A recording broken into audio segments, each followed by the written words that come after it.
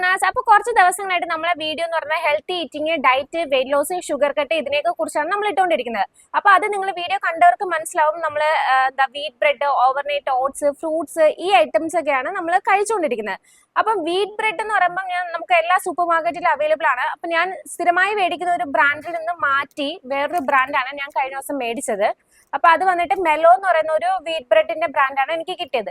എല്ലാ വീറ്റ് ബ്രെഡിന്റെ ബ്രാൻഡിലും 3.66 അല്ലെങ്കിൽ 4 ആ ഒരു ആവറേജ് ലെവലിലായിരിക്കും ഷുഗർ ഉണ്ടായിരിക്കുന്നത്.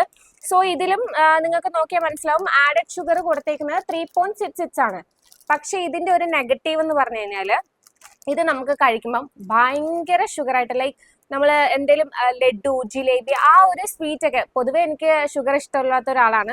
സോ ഈ ബ്രാൻഡില് നോർമൽ വീറ്റ് ബ്രെഡിനെക്കാട്ടിലും ഷുഗർ ആഡ് ചെയ്തിട്ടുണ്ട്. നമുക്കത് കഴിക്കുമ്പോൾ തന്നെ മനസ്സിലാവും. കാരണം നമ്മൾ ഇത്രയും ദിവസമായിട്ട് നമ്മൾ ഇത് ട്രൈ ചെയ്യുന്നതുകൊണ്ട് നമ്മൾ പല ബ്രാൻഡിന്റെ വീറ്റ് ബ്രെഡ് ട്രൈ ചെയ്തിട്ടുണ്ട്.